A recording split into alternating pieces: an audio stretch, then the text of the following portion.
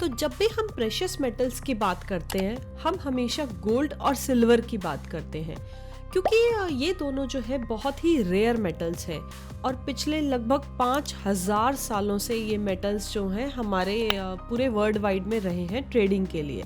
And most importantly जब भी market में कुछ अनसर्टेनिटीज़ होती हैं, मार्केट में इन्फ्लेशन होती है, कोई ग्लोबल अनसर्टेनिटी होती है, रिसेशन होता है, कुछ भी ग्लोबल लेवल पे क्राइसिस होते हैं, तो ये मेटल्स जो होते हैं हमेशा हेजिंग के लिए यूज़ किए जाते हैं। ये हमेशा से हर किसी के इन्वेस्टमेंट पोर्टफोलियो का पार्ट रहे हैं और ऐसा इसलिए क्योंकि ये दोनों जो मेटल्स हैं वो बहुत ही रेयर मेटल्स हैं। लेकिन इन दोनों मेटल्स के अलावा भी एक ऐसा मेटल है जो कि इनसे भी ज़्यादा रेयर मेटल है और वो मेटल है प्लेटिनम। जी हाँ, प्लेटिनम जो है बेसिकली वो गोल्ड से 30 टाइम्स रेयर मेटल है। अब फिर भी प्लेटिनम जो है अभी राइट नाउ बहुत ही अंडररेटेड है। तो आज की जो वीडियो है, आज हम इस वीडियो में यही डिस्कशन करने वाले हैं कि क्यों प्लेटिनम जो है फिलहाल इतना अंडररेटेड है और क्या हमें इसे अपने इन्वेस्टमेंट पोर्टफोलियो में रखना चाहिए या नहीं रखना चाहिए और इसके बेनिफिट्स क्या होंगे। एंड इस वीडियो को पूरे एंड तक देखिएगा क्योंकि I am sure you will get some knowledgeable information with this video. So without any further delay, let's start the video. So सबसे पहले बात करते हैं कि प्लेटिनम क्या है, मतलब क्या है प्लेटिनम। तो प्लेटिनम जो है बेसिकली एक बहुत ही यू कैन से कि डेंस मेटल है जो कि 1700 डिग्री सेल्सियस के ऊपर ही मेल्ट होता है। अगर आप गोल्ड का देखेंगे तो गोल्ड जो है वो 1200 डिग्री सेल्सियस पे मेल्ट हो जाता है, लगभग 1000 से 1200 के बीच में, लेकिन प्लेटिनम जो है वो 1700 डिग्री सेल्सियस पे मेल्ट हो जाता है। एंड हमारी जो हिस्ट्री है, अगर आप हिस्ट्री में देखेंगे तो प्लेटिनम हमेशा गोल्ड से एक्सपेंसिव ही रहा है।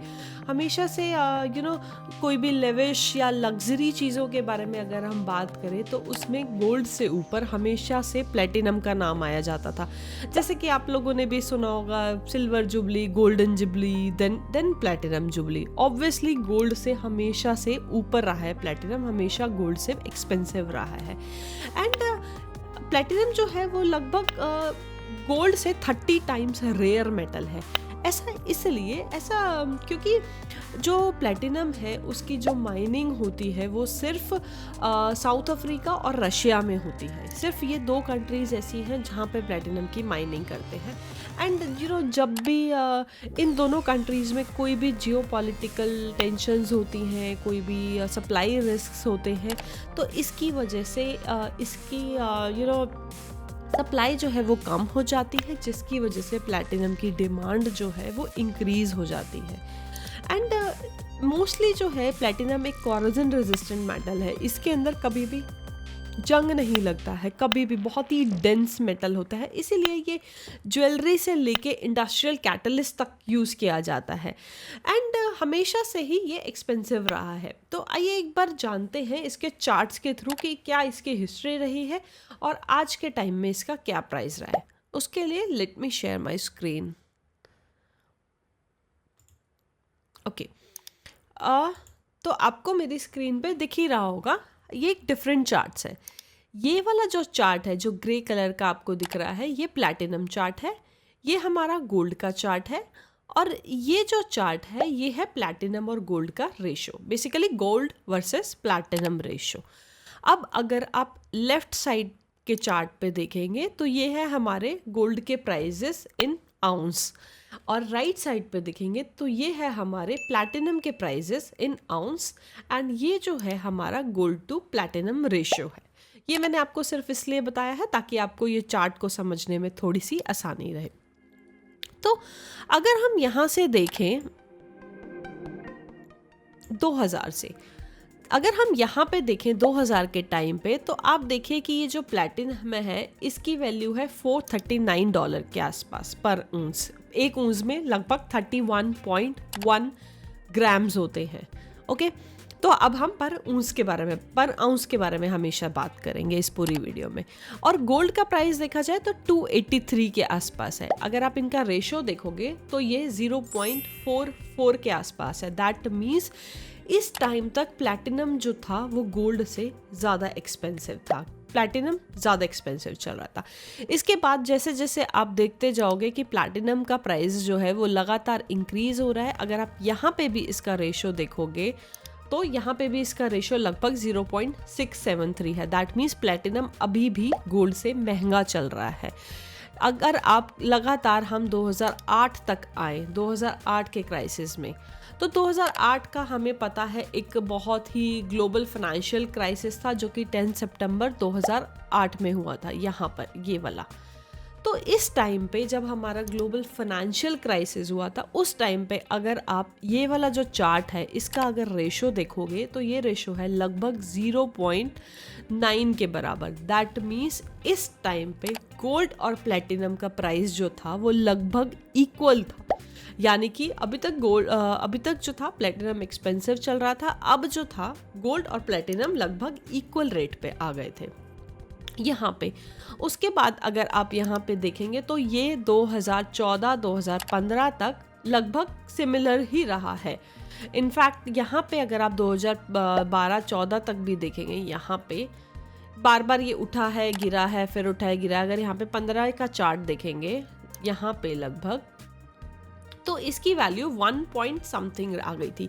यानी कि 2015 तक भी गोल्ड और प्लैटिनम लगभग सिमिलर चल रहे थे। अगर आप यहाँ से यहाँ तक की पूरी रेंज देखेंगे तो यहाँ पे देखिए प्लैटिनम जो था अगेन 2011 तक महंगा था, फिर यहाँ से फिर 0.88 रेशो हो गया, फिर 1 का रेशो हो गया। दैट मीन्स गोल्ड और प्लैटिनम जो है वो लगभग इक्वल आ गए। यहाँ तक लगभग गोल्ड और प्लैटिनम जो है वो इक्वल चल रहे थे लगभग 2014 तक। उसके बाद 2015 में यहाँ पे लगभग, यहाँ से अगर आप देखेंगे तो इसका रेशियो जो है वो इंक्रीज़ होना स्टार्ट हुआ। यानी कि गोल्ड जो है वो इंक्रीज़ होना शुरू हुआ, लेकिन प्लैटिनम जो है वो इतना ज़्यादा नहीं उठा। अब इसके पीछे एक रीज़न था। इसके पीछे ये रीज़न था कि उस टाइम पे बेसिकली एक वोल्क्सवैगन का डीजल स्कैम हुआ था 2015 के अंदर। अब वोल्क्सवैगन का डीजल स्कैम क्या था, उस टाइम पे वोल्क्सवैगन जो था बेसिकली प्लैटिनम जो था उसका मेजर यूज़ डीजल इंजन में यूज़ किया जाता था, डीजल जो गाड़ियाँ थी उसमें यूज़ किया जाता था। लेकिन 2015 में वोल्क्सवैगन ने बेसिकली जो भी उनके जो ट्रांसमिशन चेक्स है, डीजल से जो भी वेस्ट निकलता है, डीजल एनर्जी जो भी एमिशन ट्रांसमिशन जो एनर्जी होती है उसके चेक्स में उन्होंने प्रॉपरली उसको चेक नहीं किया था। गवर्नमेंट ने उनके ऊपर कुछ रेगुलेशंस लगा दिए थे जिसकी वजह से लोगों का डीजल गाड़ियों पर से थोड़ा सा भरोसा उठ गया था। तो इसकी वजह से यूरोप में, चाइना में, ये जो कंट्रीज़ है ना, इसमें डीजल गाड़ियों से स्विच करके लोग जो है वो पेट्रोल गाड़ियों की तरफ जा रहे थे। एंड इसीलिए इस टाइम पर प्लैटिनम की डिमांड थोड़ी सी जो है वो कम हुई थी, क्योंकि लोगों का भरोसा यहाँ से थोड़ा सा उस पे से प्लैटिनम डीजल गाड़ियों से उठ गया था। और मार्केट में सप्लाई थी, क्योंकि साउथ अफ्रीका और रशिया तो ऑब्वियसली डिमांड दे रहे थे, लेकिन जो डीजल्स जो कार्स थी वहाँ पे यूजेज नहीं हो पा रहा था। इसीलिए अगर आप देखेंगे तो यहाँ से जब हम 2020 की तरफ गए, लगभग इसका रेशो जो था वो 1.6 हो गया था। दैट मीन्स गोल्ड कंटिन्यूसली उठ रहा था, लेकिन उठ प्लैटिनम पे रहा था, लेकिन वो गोल्ड को बीट नहीं कर पा रहा था किसी ना किसी तरीके से। लेकिन अगर हम पूरी हिस्ट्री देखें तो हमेशा से प्लैटिनम जो रहा है एक्सपेंसिव रहा है गोल्ड से। अब अगर हम आगे मूव करें 2020 में, जहाँ पे हमारा सबसे बड़ा क्रैश आया था विच वाज अ कोविड का क्रैश। कोविड में तो कोविड के टाइम पे अगर आप प्लैटिनम और गोल्ड का कर्व देखेंगे तो ये लगभग 2.2 के आसपास है। यानी कि गोल्ड तो अपने नॉर्मल कर्वेचर पे इंक्रीज कर रहा है, लेकिन प्लैटिनम अभी भी स्टैग्नेंट रहा है। प्लैटिनम इतना ज़्यादा वहाँ पे नहीं उठा है। सिमिलरली अगर 2020 से लेके अगर आज की बात करें तो गोल्ड जो है लगभग $3,300 पर ऊंस तक आ गया है। एंड जो गोल्ड और प्लैटिनम का रेशो है वो लगभग 3.4 हो गया है। दैट मीन्स जो गोल्ड का रेशो एक टाइम पे 0.4 हुआ करता था, आज के टाइम पे वही गोल्ड प्लैटिनम का रेशो 0.4 से हटके 3.4 आ गया है। इसका मतलब ये नहीं है कि गोल्ड उठ रहा है, प्लैटिनम नहीं उठ रहा है। इसका बेसिकली ये मतलब है कि गोल्ड तो अपने स्पीड से प्रॉपरली उठ रहा है, क्योंकि मार्केट में अनसर्टेनिटीज़ हैं। गोल्ड ऑब्वियसली थोड़ा अंडर वैल्यूड था, पिछले कई टाइम से नहीं उठा था, तो गोल्ड अपनी पीक से सही उठ रहा है। इसका मेन रीज़न ये है कि फ़िलहाल जो है प्लैटिनम अंडर वैल्यूड है। प्लैटिनम अभी इतना नहीं उठा है जितना प्लैटिनम को उठना चाहिए था। प्लैटिनम अभी भी अपनी वैल्यूएशन से लो पॉइंट पर है जितना उसे होना चाहिए था। अगर आप मैं आपको एक चार्ट और दिखाती हूँ प्लैटिनम का।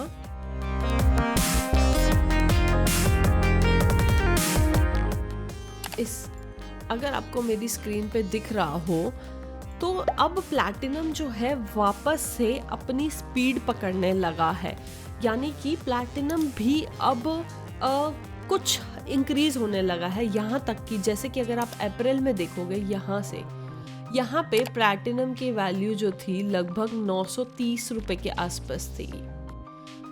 930 से लेके 920, 924, 918 डॉलर पर ऊंस के आसपास थी। लेकिन अब जो है प्लैटिनम अपना पीक पकड़ा था, एंड उसका जो पीक था वो 920 से लेके लगभग 1340 तक था। करंट प्राइस जब मैं ये वीडियो बना रही हूँ प्लैटिनम का चल रहा है 1270 डॉलर पर ऊंस, यानी कि पिछले लगभग 1.5 महीने में प्लैटिनम ने लगभग 40% का रिटर्न दिया है। दैट मीन्स मार्केट को ये समझ में आ रहा है प्लैटिनम एक रेयर मेटल है और अब उसकी डिमांड भी जो है वो इंक्रीज हो रही है। प्लैटिनम भी अपनी वैल्यूएशन को करेक्ट कर रहा है, and same goes for silver also. And अब आप लोग सोच रहे होंगे कि प्लैटिनम भी अपनी डिमांड इंक्रीज कर रहा है, तो मतलब कैसे इसमें इन्वेस्ट किया जाए, एंड मतलब क्या यूजेस हैं, और प्लस क्यों जो है प्लैटिनम अपनी डिमांड इंक्रीज कर रहा है, इसके बारे में भी हम अभी डिस्कशन करेंगे। तो प्लैटिनम की जो डिमांड है बेसिकली कई रीजंस की वजह से इंक्रीज हो रही है। सबसे पहला रीज़न तो है इसका जो ज्वेलरी ट्रेंड है वो वापस आ रहा है। अब क्योंकि आप लोगों को पता है कि गोल्ड जो है लगभग 1 लाख तक उठ गया है, लगभग 1 लाख के आसपास गोल्ड का प्राइस चल रहा है। तो स्पेशली चाइना में, इंडिया में, ये जो और जापान में, ये जो कंट्रीज़ हैं इनमें जो है लोग अब प्लैटिनम ज्वेलरी को ज़्यादा प्रेफर कर रहे हैं गोल्ड से ज़्यादा। इनफैक्ट चाइना तो जो है वो प्लैटिनम बल्क में बाय कर रहा है। उसने रिसेंटली भी एक डील की है with I think with south Africa, and उससे उसने प्लैटिनम बाय किया है। वहाँ के जो लोग हैं वो प्लैटिनम में इन्वेस्ट करना इन टर्म्स ऑफ ज्वेलरी, वो लोग प्लैटिनम में इन्वेस्ट करना ज़्यादा पसंद कर रहे हैं rather than investing in gold. क्योंकि एक तो गोल्ड महंगा है, प्लस अगर गोल्ड और प्लैटिनम को कंपेयर किया जाए तो प्लैटिनम जो है उनके लिए दैट्स अ लग्जरी थिंग, इसीलिए वो प्लैटिनम में इन्वेस्ट करना ज़्यादा प्रेफर कर रहे हैं। पहली चीज़ तो ये हो गई। दूसरी चीज़ ये हो गई प्लैटिनम की इंडस्ट्रियल डिमांड। अब प्लैटिनम जो है वो कैटलिक कन्वर्टर्स में यूज़ होता है, एक तो डीजल मशीन्स के लिए, डीजल व्हीकल्स के लिए, ये तो है पहली चीज़। दूसरी चीज़ ये हो गई कि प्लैटिनम जो है वो एक एज अ कैटलिस्ट यूज़ किया जाता है इन ग्रीन एनर्जी, हाइड्रोजन इकोनॉमी के लिए। Basically you can say that in hydrogen fuel cells में प्लैटिनम का यूज़ किया जाता है। अब फ्यूचर के अंदर आप लोगों को पता ही है कि हमारी गवर्नमेंट का क्लीन एनर्जी के ऊपर, हाइड्रोजन बेस्ड एनर्जी के ऊपर और ईवी के ऊपर, इन सब में कितना ज़्यादा फोकस है। तो और इसीलिए ही इन सब में जो है प्लैटिनम का यूज़ किया जाता है, क्योंकि प्लैटिनम जो है जब भी ईवी के अंदर हम यूज़ करते हैं तो उसके अंदर भी प्लैटिनम आता है। बेसिकली इन हाइड्रोजन फ्यूल सेल में इसका सबसे ज़्यादा यूज़ किया जाता है। अब हाइड्रोजन फ्यूल सेल क्या होता है? बेसिकली हाइड्रोजन फ्यूल सेल जो होता है वो हाइड्रोजन गैस और ऑक्सीजन गैस को कंबाइन करा के उसको इलेक्ट्रिसिटी में कन्वर्ट करा देता है, एंड उसके अंदर उसका जो बाय प्रोडक्ट होते हैं, उसका जो वेस्टेज होती है, that is only the water and heat as a byproduct. As a byproduct. So इसकी वजह से उसके अंदर ज़ीरो एमिशन टेक्नोलॉजी होती है, एंड यही जो टेक्नोलॉजी है हाइड्रोजन फ्यूल सेल की टेक्नोलॉजी, ज़ीरो एमिशन टेक्नोलॉजी, यही हम फ्यूचर में हमारे क्लीन एनर्जी के लिए यूज़ कर रहे हैं। हमारी ईवी बैटरीज के लिए भी हम इसी को ही यूज़ कर रहे हैं, प्लैटिनम का यूज़ हो रहा है। इनफैक्ट प्लैटिनम जो है अभी आजकल बहुत सी डेंटल किट्स में भी यूज़ किया जाने लगा है। इनफैक्ट कैंसर की कुछ मेडिसिन जो हैं उसमें भी क्लेम किया गया है कि प्लैटिनम का यूज़ किया गया है। अगर आप कुछ रीसेंट रिसर्चेस देखें जेपी मॉर्गन की या फिर कुछ अदर एनालिस्ट की, तो उनके अकॉर्डिंग प्लैटिनम जो है लगभग $4,000 पर ऊंच जाएगा राइट नाउ। अगर आपको मेरी स्क्रीन पे दिख रहा हो तो प्लैटिनम का जो प्राइस है वो लगभग 1270 के आसपास चल रहा है, $1270 पर ounce. And as per the experts इसका प्राइस जो है लगभग $4,000 पर ऊंस के आसपास जाएगा, due to its high demand in the clean energy as well as in the EV industry. In fact कुछ जो इलेक्ट्रिक व्हीकल्स हैं जैसे कि टोयोटा मिराई है, ह्यूंडई नेक्सो है, वो ऑलरेडी प्लैटिनम का अपनी कार्स में यूज़ कर रहे हैं। टोयोटा मिराई का अगर मैं एग्जांपल दूं तो वो लगभग अपने हाइड्रोजन फ्यूल सेल्स के अंदर 30 ग्राम प्लैटिनम यूज़ कर रहा है। वो सिर्फ एक कार का मैं बता रही हूँ, एक कार के हाइड्रोजन फ्यूल सेल के अंदर लगभग 30 ग्राम प्लैटिनम यूज़ किया गया है। एंड सिमिलरली बहुत से इलेक्ट्रॉनिक कंपोनेंट्स में, सेमीकंडक्टर्स में, बहुत से अदर इंडस्ट्री यूजेज भी इसका इंक्रीज़ हो रहा है। यही एक रीज़न है कि प्लैटिनम जो है बहुत ही हाई डिमांड में है फ़िलहाल, एंड इसके इंक्रीज़ होने के चांसेस बहुत ज़्यादा हैं। नेक्स्ट 1 to 2 years में this is expected to be around $4,000 पर आउंस। अब ये तो हो गई हमारी प्लेटिनम की बात। अब हम बात करते हैं कि अगर आपको प्लेटिनम को डेफिनेटली अगर आपको अपने इन्वेस्टमेंट पोर्टफोलियो में रखना है तो कैसे आप रख सकते हैं। Obviously it's a good option to keep platinum in your investment portfolio along with gold and silver. Gold and silver हमेशा से एवरग्रीन थे, रहेंगे, लेकिन platinum is also one of the very good additions to keep in your investment portfolio. And अब बात करते हैं कि हम इंडिया में उसको कैसे ले सकते हैं। सो इंडिया में मोस्टली अगर आपको प्लैटिनम लेना है तो that should be around physical platinum. Basically platinum के कॉइन्स आते हैं, बार्स आते हैं, जो कि सर्टिफाइड बैंक्स या फिर सर्टिफाइड डीलर्स के थ्रू आप बाय कर सकते हो। प्लैटिनम के पहले ETFs आते थे, बट आई थिंक नाउ अगर आपको वो ETFs बाय करने हैं तो आपके लिए कुछ इंटरनेशनल ट्रांजैक्शंस जो है वो आपकी अवेलेबल होनी चाहिए आपके स्टॉक ब्रोकर के पास में, then only you can buy in these platinums. And कुछ ग्लोबल मेटल फंड्स हैं जो कि डायरेक्टली जो है वो प्लैटिनम के अंदर इन्वेस्ट करते हैं, तो आप उन फंड्स को ले सकते हैं जो कि इन्वेस्टमेंट करते हैं प्लैटिनम के अंदर। एंड कुछ और जो इंटरनेशनल प्लेटफॉर्म्स भी हैं, जैसे कि बुलियन वॉल्ट हो गया, किटको हो गया, ये भी इन्वेस्टमेंट कराते हैं प्लैटिनम के अंदर। बट आई वुड सजेस्ट कि द बेस्ट पार्ट जो है वो प्लैटिनम के कॉइन्स या फिर प्लैटिनम के बार्स है। जैसे कि मेरे पास भी ऑलरेडी एक है, ये बैंगलोर रिफाइनरी का है, PRPL का, जैसे मैं आपको दिखा देती हूँ। If you'll see something like this, ये 10 ग्राम के प्लैटिनम बार्स हैं। आप इसी तरीके से आप ये जो बार्स हैं आप ऑनलाइन ले सकते हैं, ऑफलाइन ले सकते हैं जाके। ये डायरेक्टली बैंगलोर रिफाइनरी से आते हैं, एंड आपको अपने पास इसे रखना है लगभग 1.5 साल 2 साल। And I am quite sure कि करंटली जो इसकी वैल्यूएशन है वो 2 साल में you will get the double amount of it, जो कि करंट वैल्यूएशन है। ये आपको दिख रहा होगा। I can't show you the serial number exact, but yes in camera I can show you कि it's a platinum. If you are able to see this is a platinum bar. So इसी तरह से आप लोग भी जो है वो इन्वेस्ट कर सकते हैं प्लैटिनम बार्स के अंदर। एंड आप भी हमें बताइएगा कि आप लोगों को क्या लगता है कि